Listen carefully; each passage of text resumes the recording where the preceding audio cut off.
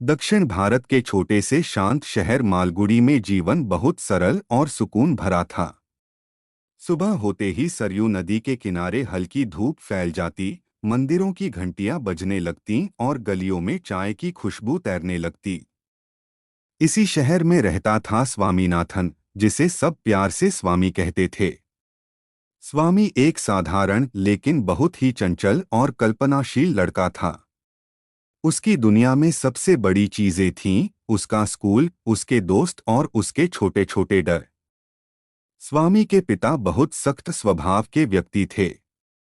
वे चाहते थे कि उनका बेटा अनुशासन में रहे और पढ़ाई में अच्छा करे, जबकि उसकी माँ बहुत प्यार करने वाली थीं और हर बार उसे बचाने की कोशिश करती थीं। लेकिन स्वामी के लिए सबसे बड़ा डर था उसका स्कूल, एल्बर्ट मिशन स्कूल, जहाँ के शिक्षक बहुत सख्त थे, खासकर गणित के मास्टर। एक दिन स्वामी ने गणित का होमवर्क नहीं किया, क्योंकि पिछली शाम वह अपने दोस्तों के साथ खेलने में इतना व्यस्त हो गया था कि उसे पढ़ाई का ध्यान ही नहीं रहा। सुबह जब वह स्कूल के लिए तैयार हो रहा था तो उसके मन में डर बैठ गया था कि आज जरूर उसे सजा मिलेगी। क्लास में पहुंचते ही गणित के शिक्षक ने कड़क आवाज में पूछा, होमवर्क कहाँ है? स्वामी के पास कोई जवाब नहीं था। उसने सिर झुका लिया और धीरे से कहा, सर, मैं करना भूल गया। यह सुनते ही शिक्षक ने उसे पूरी क्लास के सामने डांटना शुरू कर दिया और खड़ा कर दिया। स्वामी को बहुत शर्मिंदगी महसूस हुई और उसका मन पूरी तरह टूट गया। घर लौटते समय वह बहुत उदास था और उसके मन में बार बार यही विचार आ रहा था कि अगर वह कल स्कूल नहीं जाए तो कितना अच्छा होगा।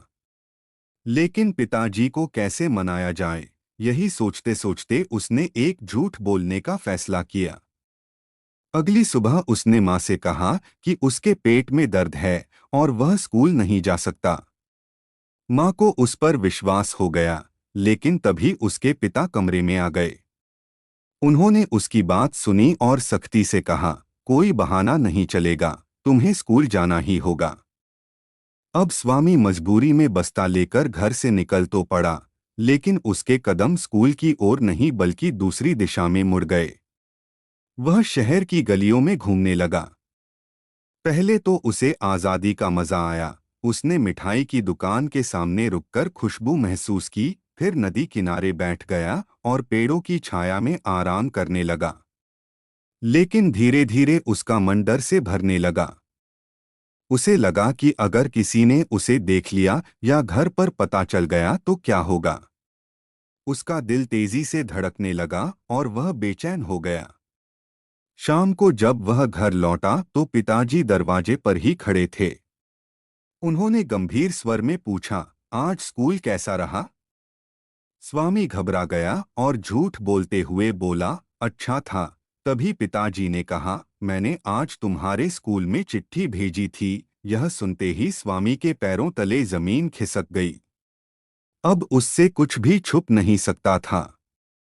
पिताजी ने सख्ती से पूछा, तुम स्कूल गए ही नहीं, है ना? स्वामी की आंखों में आंसू आ गए और वह चुप रहा, लेकिन उसकी चुप्पी ही उसका जवाब थी। पिताजी बहुत नाराज हुए और बोले, झूठ बोलना सबसे बड़ी गलती है। तुमने पढ़ाई से भागने की कोशिश की और हमें भी धोखा दिया। स्वामी को अपनी गलती का एहसास हो गया और वह रो पड़ा। उस रात वह सो नहीं सका और बार बार यही सोचता रहा कि अगर उसने सच बोल दिया होता तो शायद इतना बुरा नहीं होता। अगली सुबह स्वामी खुद ही जल्दी उठ गया, तैयार हुआ और बिना किसी बहाने के स्कूल जाने लगा। माँ ने हैरानी से पूछा, आज तबीयत ठीक है? स्वामी ने मुस्कुराते हुए कहा, हाँ माँ, और आज मैं झूठ नहीं बोलूंगा। स्कूल पहुंचकर उसने अपने शिक्षक से माफी मांगी और सच बता दिया। शिक्षक ने उसे ध्यान से सुना और फिर बोले, गलती करना बुरा नहीं है, लेकिन उसे छुपाना बुरा है। तुमने सच बोलकर अच्छा किया।